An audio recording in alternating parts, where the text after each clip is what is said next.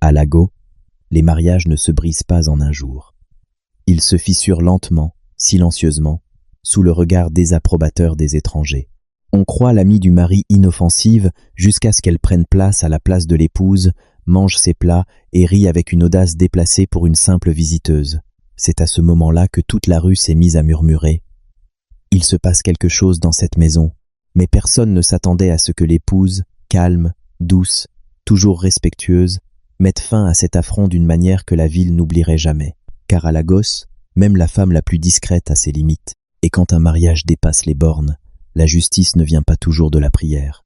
Parfois, elle vient de la rue. Courage, les amis, approchez, car que s'est-il passé ensuite? Entrons dans le vif du sujet.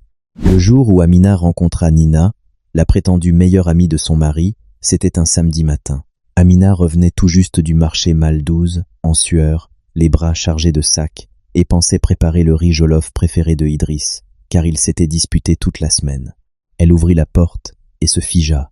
Nina était confortablement installée sur le canapé du salon, le canapé d'Amina, les jambes allongées comme une reine qui aurait loué toute la maison. Sa perruque était parfaitement coiffée, son maquillage si prononcé qu'il aurait pu déclencher une polémique, et ses longs ongles rouges claquaient frénétiquement sur son téléphone, tandis qu'elle riait aux éclats à une remarque de Idriss. Lorsqu'ils remarquèrent Amina, Idriss ne se leva pas, ne l'aida pas avec ses sacs, et ne la salua même pas correctement. Nina leva brièvement les yeux et dit « Ah, te revoilà. Idriss avait dit que tu serais en retard, comme si Amina avait besoin d'une permission pour entrer chez elle. »« Bienvenue » murmura finalement Idriss, mais ses yeux restaient fixés sur Nina, et non sur la femme qu'il avait épousée. Amina ravala sa salive. Elle déposa les lourds sacs sur la table à manger, forçant un sourire malgré l'oppression qui lui serrait la poitrine.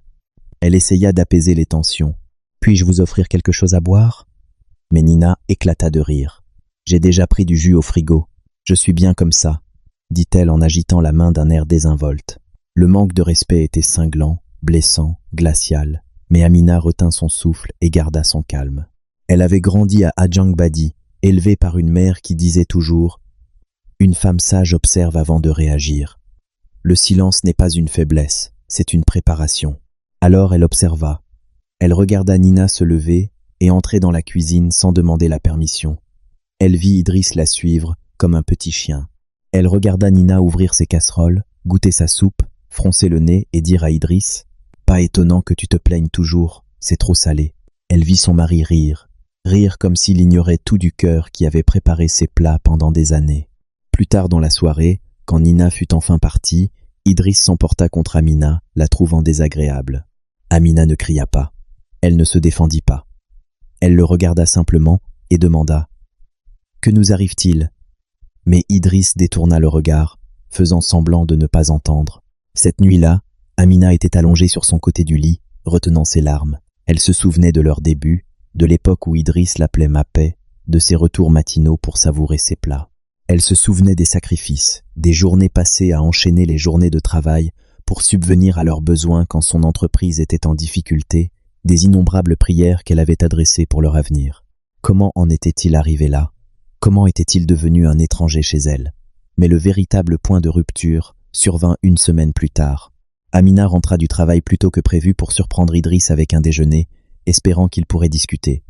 Au lieu de cela, elle retrouva Nina, mais cette fois-ci dans un état pire encore.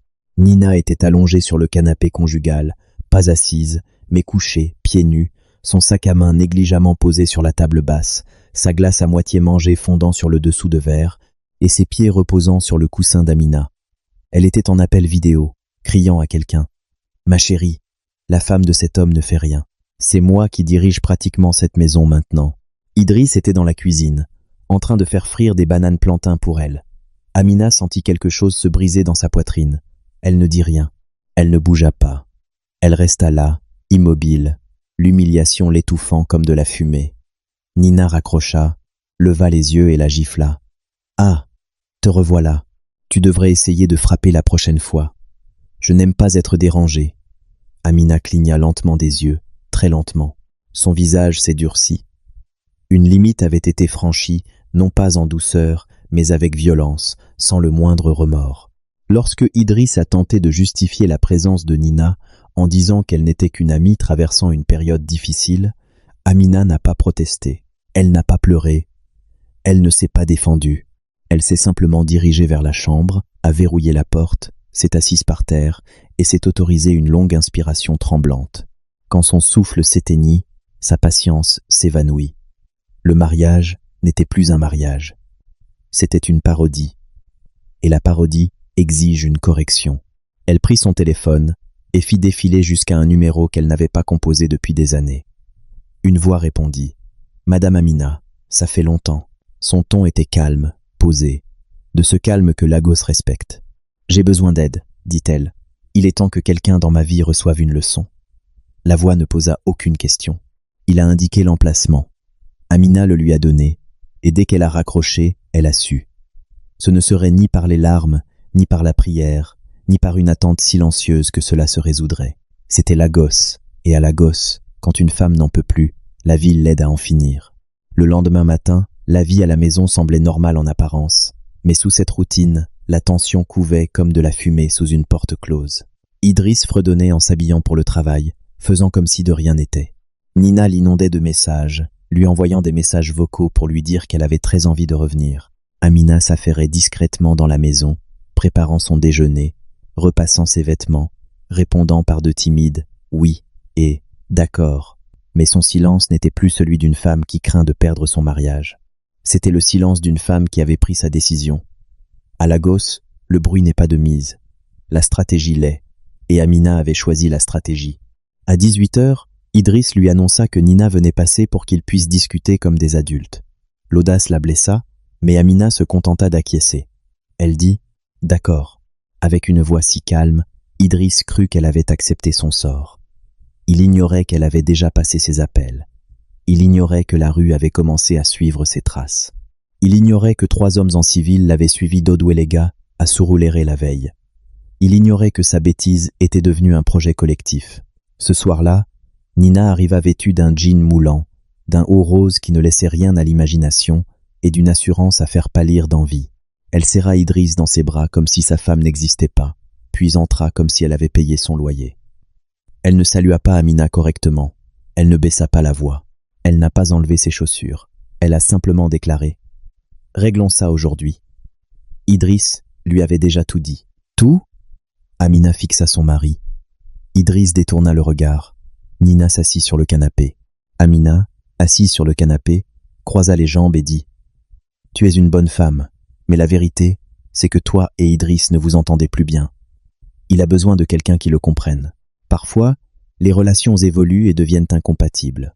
Ce n'est pas ta faute. » Amina inspira lentement. Elle ne haussa pas la voix. Elle ne trembla pas. Elle ne pleura pas.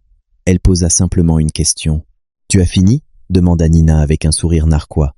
« Pas vraiment. Je n'ai même pas commencé. » À ce moment précis, le téléphone d'Amina vibra. Un simple SMS. « Nous sommes prêts. Faites-les sortir. » Elle se leva, le visage impassible. « Idriss, dit-elle doucement, pouvez-vous me suivre dehors? Je veux vous montrer quelque chose. » Idriss fronça les sourcils. « Nous montrer quoi? Finissons d'abord cette conversation. » Mais Amina ne lui répondit pas. Elle s'est simplement dirigée vers la porte, l'a ouverte et a attendu. Idriss, agacé, a levé les yeux au ciel, mais les a suivis. Ils sont entrés dans la propriété à 19h42 précise. La rue devant le portail était calme, étrangement calme. Le silence qui règne à Lagos n'apparaît que lorsqu'un événement grave est sur le point de se produire. 2 secondes plus tard, le silence est rompu. 3 motos surgissent d'un bout de la rue, 3 autres de l'autre, leurs moteurs vrombissant, leurs phares fendant l'obscurité. Avant que Idriss n'ait pu poser une question, les motos s'arrêtèrent brusquement et des hommes en descendirent d'un mouvement coordonné, sans crier ni se précipiter, marchant simplement vers le portail d'un pas décidé. Idriss recula aussitôt. « Amina, qui sont ces gens ?» Mais Amina ne lui répondit pas. Baba, leur chef, s'avança, leva légèrement le menton et dit à Amina avec respect « Bonsoir madame, indiquez-les-moi. » Amina ne dit rien. Elle n'en avait pas besoin. Elle se contenta de regarder Idriss, puis Nina. Musa hocha la tête une fois. À Lagos, un hochement de tête vaut une phrase. 4 hommes empoignèrent Idriss avant qu'il ne puisse réagir. 2 garçons empêchèrent Nina de s'enfuir. Le portail de l'enceinte se referma tout seul, l'un des garçons le faisant glisser discrètement. Puis l'interrogatoire commença. « Toi, dit Moussa à Idriss, tu crois vraiment qu'une femme te soutiendra quoi qu'il arrive et deviendra ta compagne? Tu ramènes une maîtresse chez elle. » Une gifle s'abattit, non pas sauvage, mais disciplinée, calculée, de celles qui font tomber l'arrogance de la gorge d'un homme. Idriss trébucha. « S'il te plaît, Amina, qu'est-ce que c'est que ça ?» Mais le tour de Nina arriva plus vite. « Toi, dit l'un des garçons en pointant sa perruque, tu entres chez quelqu'un, tu prends la place de quelqu'un, tu sais, tu as peur, tu sais, tu as honte. Je n'ai rien fait. » Nina pleurait en tremblant. Une seconde gifle lui fit recouvrer la mémoire. « Tu insultes, madame, » ajouta un garçon. « Tu mens pour son mari, tu as manqué de respect au mariage. Qui t'a mise au monde ?» Nina tomba à genoux, sa perruque se déplaçant, son mascara coulant. « Je t'en prie, je suis désolé, je ne recommencerai plus. » Les garçons n'ont pas exagéré. Ils n'ont pas brutalisé. Ils ont infligé la correction juste ce qu'il faut pour remettre les idées en place, celles que Lagos utilise pour maintenir la cohésion sociale. Idriss en a reçu assez pour se souvenir de sa maison. Nina en a reçu assez pour se souvenir des limites. Amina est restée debout tout ce temps sans ciller, le visage ferme, mais sans cruauté. Elle n'y prenait aucun plaisir, mais elle ne l'arrêtait pas non plus. Ce n'était pas une vengeance. C'était un message, un avertissement, une remise à zéro. Au bout de 10 minutes, Moussa leva la main et les garçons s'arrêtèrent net. Il se tourna vers Amina. « Madame, la leçon est terminée, entrez dans le corps. Autre chose ?» Amina secoua la tête. « C'est suffisant. » Moussa acquiesça de nouveau, fit signe aux garçons, et ils disparurent dans la nuit comme ils étaient venus, discrètement, efficacement, professionnellement. Idriss s'effondra au sol, le souffle court. Nina se réfugia dans un coin, se serrant contre elle-même, tremblante comme une feuille de chiffon trempée par la pluie. Amina les observa longuement, puis elle rentra chez elle et verrouilla les grilles derrière elle. Le message était clair. Demain, les conséquences commenceraient. Le silence demeura longtemps après la disparition des motos dans l'enceinte. Un silence inhabituel, pas celui du soir. Un silence pesant, lourd, de ceux qui pèsent sur la peau et obligent chacun à se confronter à soi-même. Idriss était assis par terre, la poitrine se soulevant et s'abaissant brusquement, la sueur se mêlant à la poussière. Sa chemise était déchirée au col, son orgueil encore plus profondément blessé. Nina était accroupie près du mur, les genoux serrés contre sa poitrine, sa perruque pendant de travers comme un oiseau blessé. Son maquillage avait coulé sur son visage, formant des ruisseaux sombres. Elle ne ressemblait en rien à la femme qui, autrefois, entrait dans la maison avec une assurance déconcertante, comme si elle en était la propriétaire. Amina se tenait juste derrière le portail, les observant à travers les barreaux. Ni larmes, ni tremblements, ni regrets. Juste l'autorité tranquille de celle qui avait gravi la montagne de l'humiliation et en était redescendue avec lucidité. Elle ouvrit le portail et prononça une phrase brève. « Entrez tous les deux ». Son ton était calme, trop calme, et ce silence les effrayait davantage que les gifles reçues dehors. Idriss peina à se lever, grimaçant en se redressant. Nina resta un instant au sol, comme si ses jambes l'avaient abandonnée. Finalement, elles entrèrent toutes les deux dans la maison, boitant, tremblantes et toutes petites. À l'intérieur, Amina ne leur proposa pas de s'asseoir. Elle ne posa aucune question. Elle se contenta de rester debout au milieu du salon, ce même salon où Nina avait coutume de se pavaner avec une assurance bruyante, et les regarda droit dans les yeux. Idriss déglutit difficilement. « Amina, je te jure que je ne pensais pas que ça irait aussi loin. Tu ne le savais pas parce que tu ne voulais pas le savoir. Tu n'as pas vu la souffrance dans cette maison parce que tu étais trop occupé à observer quelqu'un d'autre. » Il baissa la tête. Les lèvres de Nina tremblèrent. « Tante Amina, s'il vous plaît, je ne sais même pas comment m'excuser. Je ne voulais pas vous manquer de respect, je ne savais pas. » Amina se tourna brusquement vers elle. « Tu ne connaissais pas ta place. Voilà ton problème. » Les yeux de Nina se remplirent de larmes. « Je suis désolée. Je suis vraiment désolée. » Amina l'observa un instant. Puis elle dit quelque chose qui la toucha profondément. « Tu pensais que j'étais faible. Tu croyais que le silence était synonyme de stupidité. Tu as vu une femme calme et tu l'as prise pour une femme impuissante. Mais Lagos t'apprendra que le respect n'est pas une option et que les conséquences n'ont pas besoin de crier avant de se manifester. » Nina s'effondra complètement, sanglotant dans ses mains. Puis Amina se tourna vers Idriss, son mari, l'homme avec qui elle avait construit son foyer, l'homme pour qui elle priait chaque soir. « Quand as-tu cessé de me voir ?» demanda-t-elle doucement. « Quand ton cœur a-t-il cessé de vivre ici? Je suis seule dans ce mariage depuis des mois. Tu nous as abandonnés bien avant aujourd'hui. » La voix de Idriss se brisa. « Amina, je t'en prie, je suis désolé. Je sais que je t'ai déçue. Je sais que je t'ai blessée. J'ai laissé entrer des bêtises chez nous. J'ai abusé de ta patience. Je ne voyais pas ce que je perdais. Tu ne m'as pas seulement perdu, dit-elle. Tu as perdu ta dignité. Tu as perdu ton autorité. Tu as perdu le respect que cette maison te portait. » Il tomba à genoux. « Donnez-moi une chance de me rattraper, s'il vous plaît. » Amina l'observait attentivement. Elle n'était plus sensible aux effets de manche. La raclée l'avait humiliée. Mais l'humilité après la honte est facile. Le véritable changement est un engagement à vie. Elle passa devant lui et désigna la porte. « Nina, dit-elle fermement, sors de chez moi. » Nina ne protesta pas. Elle n'a pas cherché à se défendre.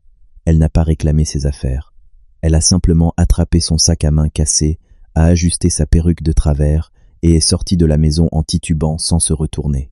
La porte se referma derrière elle. Le silence s'épaissit. Idriss resta agenouillé, respirant bruyamment, attendant le verdict.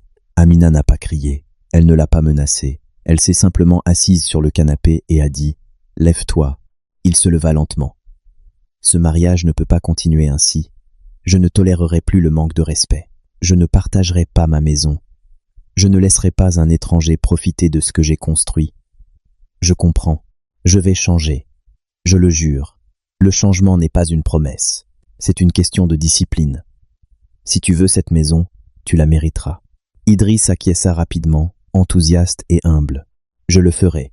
Dites-moi simplement ce que vous voulez que je fasse. » Amina se laissa aller en arrière, son expression indéchiffrable. « Tu ne parleras plus jamais à Nina. Supprime son numéro, bloque tous ses contacts. Si elle appelle, je veux entendre la sonnerie résonner dans la poubelle. Oui, je vais la bloquer. Tu ne feras plus jamais entrer aucune femme chez moi. C'est promis. Demain, tu te réveilleras et tu nettoieras tout ce terrain toi-même. Les voisins verront que tu as retrouvé la raison. » Idriss déglutit. « Je le ferai. Et une dernière chose, » dit Amina d'une voix calme et finale. « Tu apprendras à apprécier ce que tu as avant que la rue ne te le rappelle. Car la prochaine fois, je ne les appellerai pas pour vous prévenir. Je les appellerai pour libérer de la place. » Le cœur de Idriss fit un bond. « Plus jamais ça, je te le jure. » Amina se leva et passa devant lui. « Tu peux dormir dans la chambre d'amis ce soir. Pense à la famille que tu as failli perdre. » Elle monta les escaliers sans un mot de plus. Idriss resta seul dans le salon, meurtri, honteux et profondément conscient d'avoir frôlé la perte de la seule personne qu'il ait jamais soutenue. Dehors, le calme était revenu dans la cour, non pas parce qu'il ne s'était rien passé, mais parce que l'ordre était enfin revenu dans la maison. Et dans les contes populaires de Lagos, l'épouse ne se bat pas toujours à coups de poing, mais elle gagne toujours la guerre. Mes meilleurs amis, laissez-moi vous poser une question. Avez-vous déjà vu la soi-disant meilleure et amie de votre partenaire s'immiscer dans votre mariage comme s'il, elle en avait les clés? Ou avez-vous déjà vu une femme discrète s'affirmer enfin d'une manière inattendue? Dites-le moi en commentaire. Qu'auriez-vous fait à la place d'Amina? Et si cette histoire vous a plu, n'oubliez pas de liker, partager et vous abonner pour découvrir d'autres récits captivants. Votre engagement nous permet de donner vie à davantage d'histoires.